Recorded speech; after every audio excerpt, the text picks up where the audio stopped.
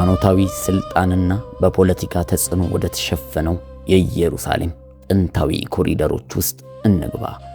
ዮሴፍ ቤን ቀያፋ ተብሎ የሚጠራው ይህ ሰው ነው። ከክርስቶስ ልደት በኋላ ከ18 እስከ 36 ባሉት ዓመታት ውስጥ በሮማዊው ገዢ በጴንጤናዊው ጲላጦስ ዘመን እጅግ የተከበረው የሊቀ ካህናት ማዕረግ ይዞ የነበረ ሰው ነው። ዝም ብሎ የታሪክ ዘገባ አይደለም። በአራቱ ወንጌላት ማቴዎስ፣ ማርቆስ፣ ሉቃስና ዮሐንስ ውስጥ ማዕከላዊ ስፍራ የሚይዝ በኢየሱስ ክርስቶስ ስቅለት የሚደመደም አስገራሚ ድራማ ነው። ነገር ግን ታሪኩ ከዚያ በላይ ጥልቅ ጥያቄዎችን ያስነሳል። ቀያፋን ያነሳሳው ምን ነበር?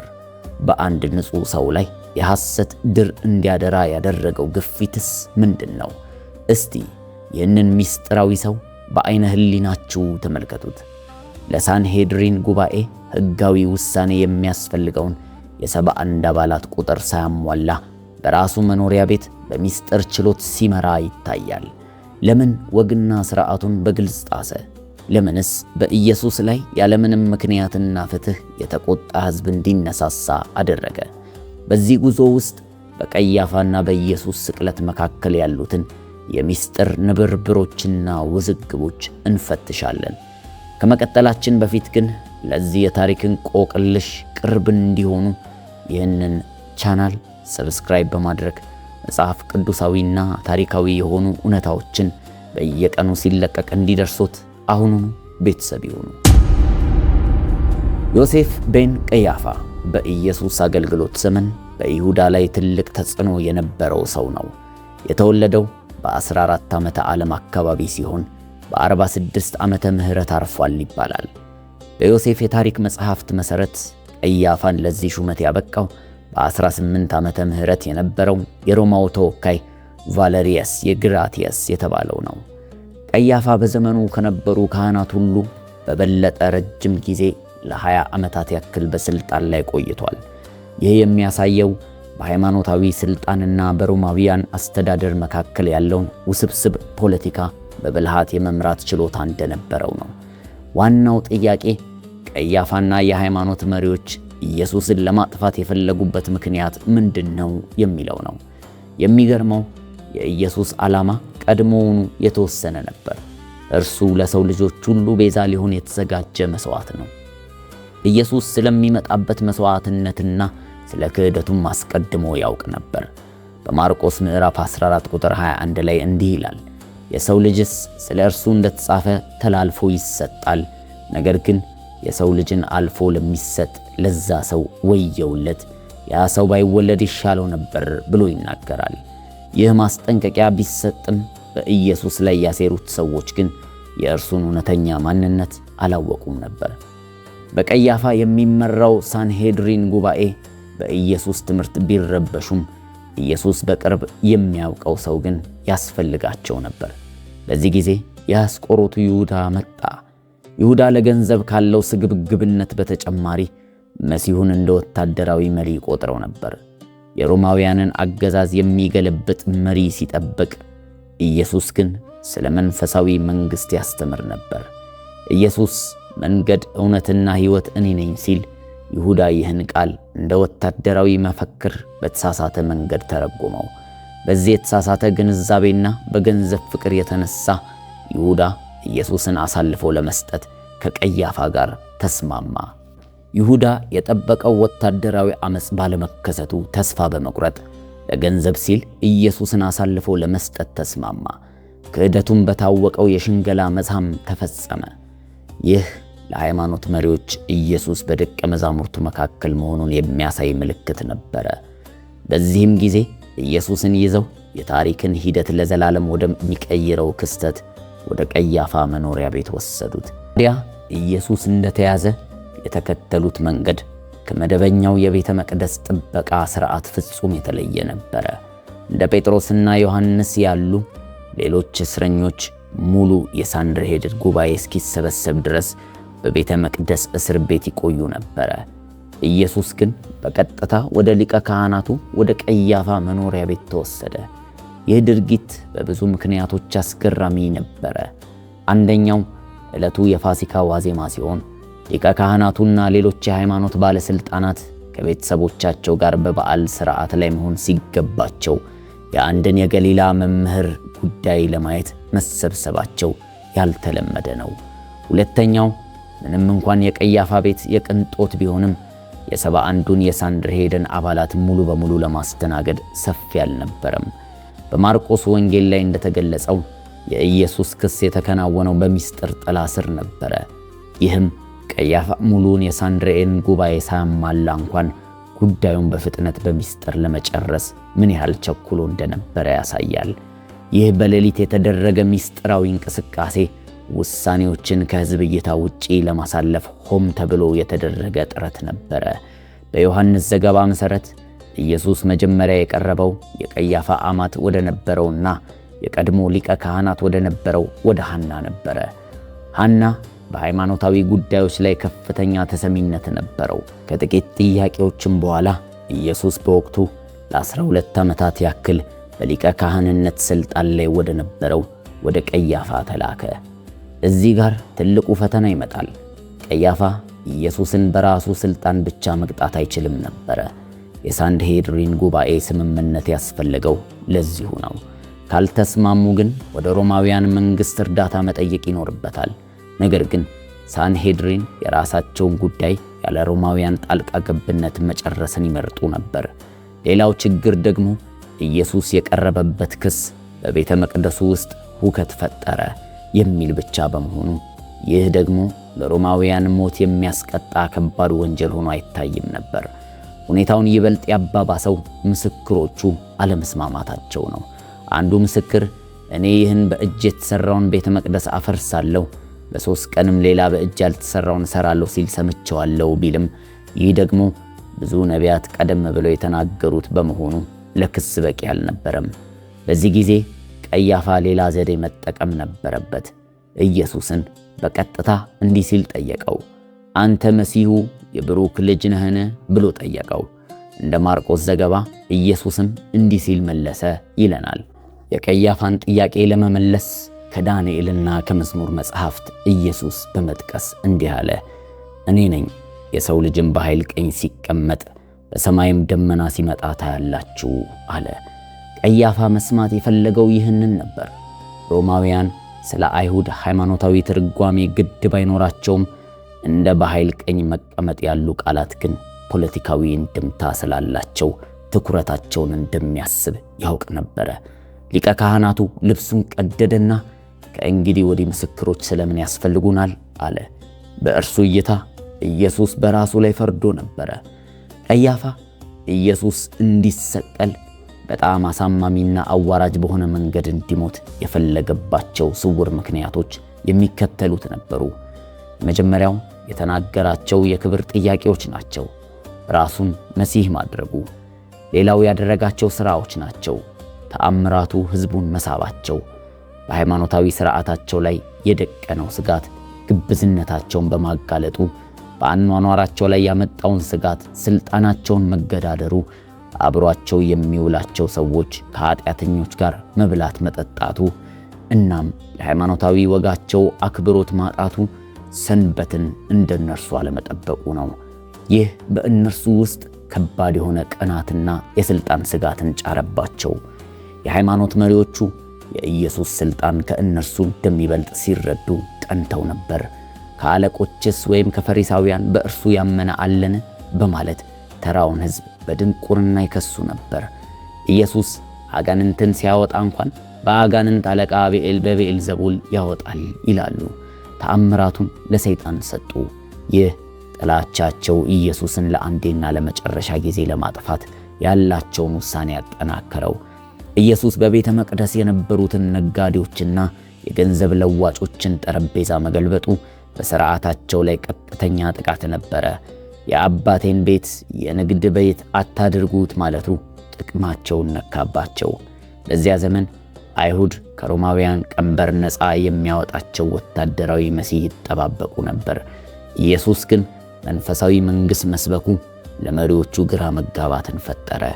የኢየሱስ ተከታዮች መብዛት ሮማውያን መጥተው ቦታችንን፣ ሕዝባችንን ይወስዳሉ የሚል ስጋት በቀያፋ ዘንድ እንዲያድር አደረገ። ቀያፋና ቡድኑ ኢየሱስን በቀጥታ ወደ ሮማው ገዢ ወደ ጴንጤናዊው ጲላጦስ ወሰዱት። ሮማውያን ብቻ ነበሩ የሞት ፍርድ የመስጠት ሥልጣን የነበራቸው። ራሱን ንጉሥ አድርጓል የሚል የፖለቲካ ክስ አቀረቡበት።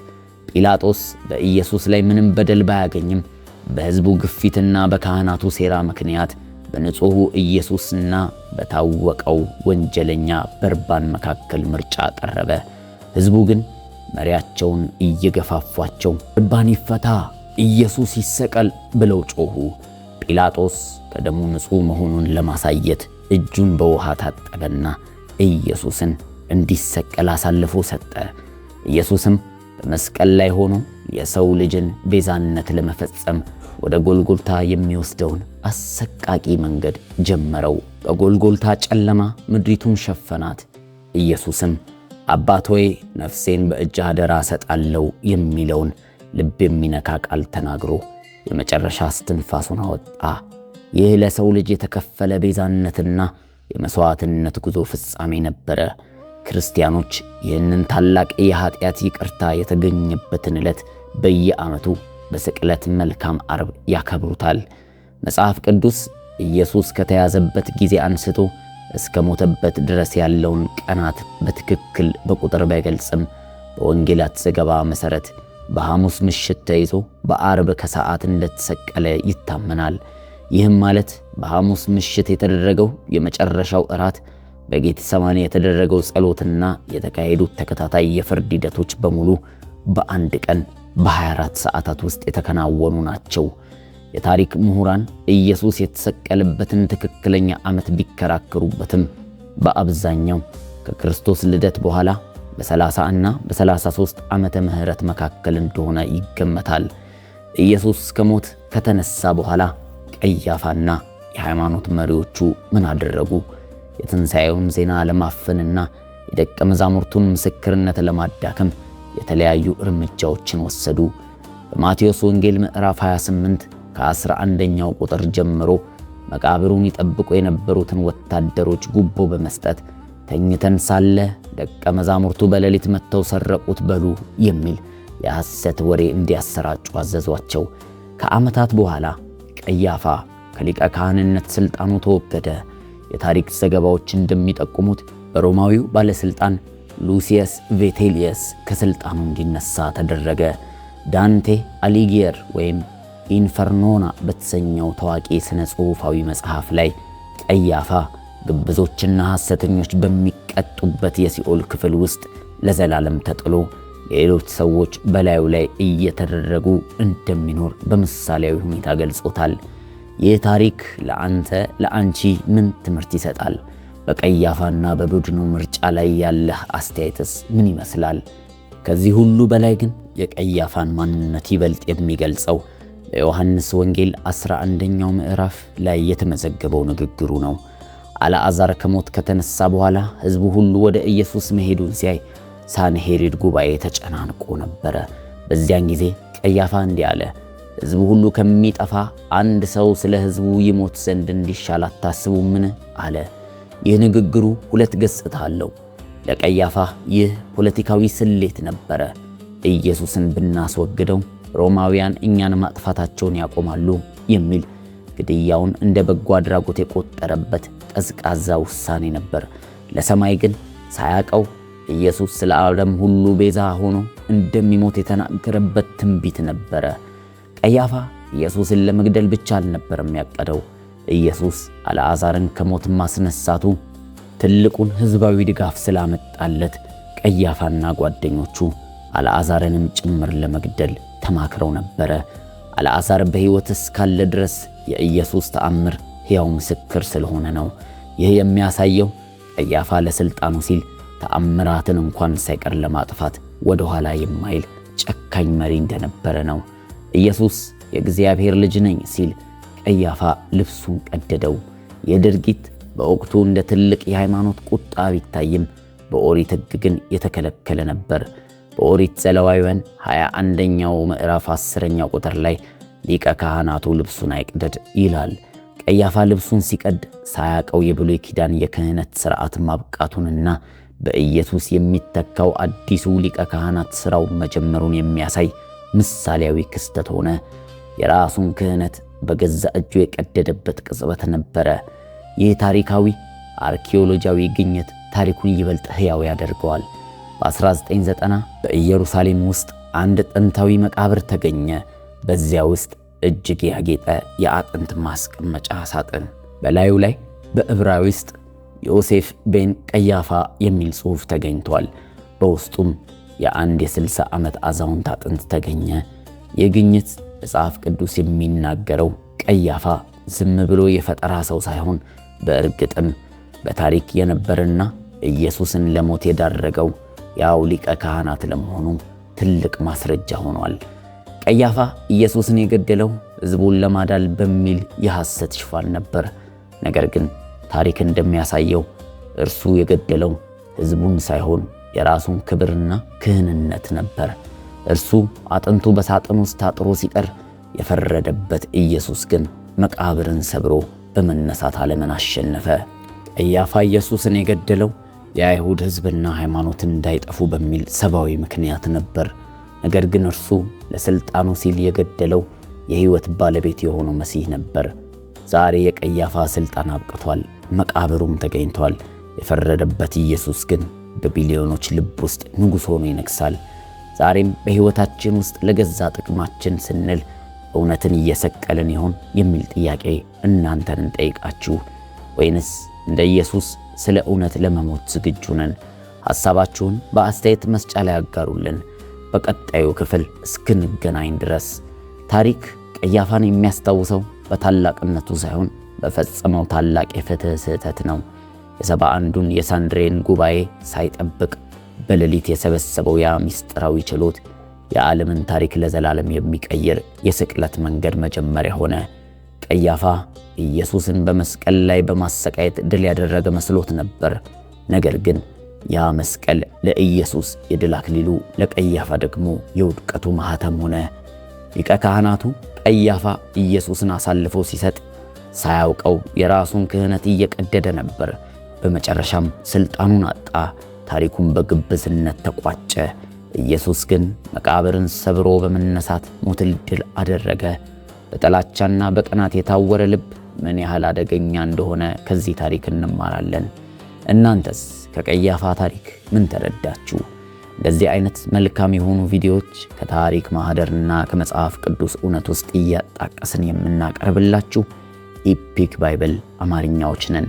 እንደዚህ አይነት መልካም ትምህርቶችን የያዙ መጽሐፍ ቅዱሳዊ እውነቶች በየጊዜው ሲለቀቁ ቀድሞ እንዲደርሳችሁ ይህንን ቻናል ሰብስክራይብ በማድረግ ቤተሰብ ይሁኑ። እንዲሁም እንደዚህ አይነት መንፈሳዊ እውነቶችን ለሌሎች እንድትጋብዙና ሌሎችም ከመንፈሳዊ እውነት ተምረው እንዲታነጹ አሁኑኑ ይህንን መልእክት ለብዙዎች ሼር በማድረግና መልእክቱ ከተመቻችሁ ላይክ በማድረግ እንዲሁም የእናንተን ሐሳብ በአስተያየት መስጫ ላይ በማስቀመጥ አብራችሁን አገልግሉ። መልካም ጊዜ ይሁንላችሁ።